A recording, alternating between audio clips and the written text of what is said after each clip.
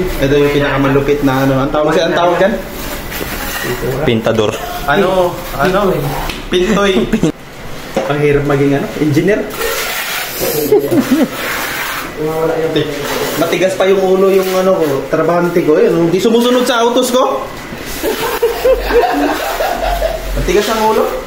Bawas sahod yan, no? Bawas sahod. Hindi sumusunod sa mga instruction ko. May sariling decision ko sa buhay.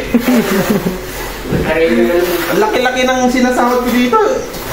Dapat palit na lang kami. Ako na lang dyan. Siya na lang magana eh. Siya na tumingin, no?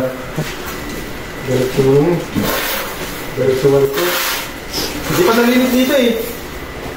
Pwede naman siguro, no? Pwede na yan, ma? Pwede na daw, sabi. Pag sinabi ng trabahante, pwede na. Okay na si Foreman.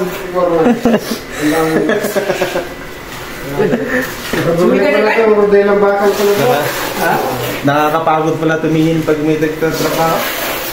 Ako yung napapagod eh.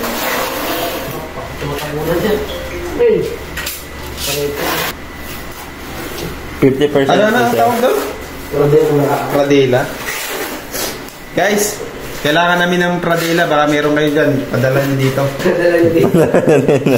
Wala kami yung trabahante na walang gamit. Saka pa nag-ano ng gamit pag oras na ng trabaho. Yung siminto namin natuyo na. Parang damo. Ang ganda. Patungan pa yan, pangalawa. First layer. Patong do. Yung gusto mo, yung mga patong eh. Mahilig ka pumatong eh.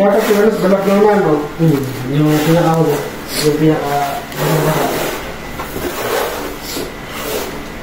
Parang nasubraan lang sa kulong sa tubig. Tuturuan ko lang tong tawag dito, mason ba to? Mason, di ko alam ito. Di marunong eh. Ito ganito lang oh. Balik-balik mo yung ganyan yan oh. Sa swabe kailangan swabe. Ano?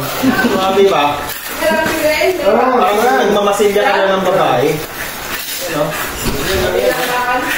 Swabe. Ganyan oh. Dapat dito lang. Para relax. Ganyan lang yung ano mo. Para relax. Tabunan natin yan. Yan. Pangit yun eh. Parang kaya eh. Pag may butas-butas. Ganyan, tabunan natin yan. Ay, natatabunan naman to pag ano, no? pag ano. Wala yung bukal-bukal. Tingin ako naman ano. Mawala ka rin. Buti na yan, nakarap. Ulang dito, man. Ulang. Yun ang tapat sa ano. Dami na nabuo sa isang bag din.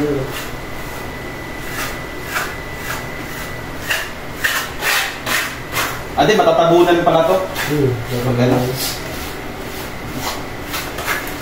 Yung mga bain. Putang, hindi na tayo makadaan. Wala ko na magsisiya.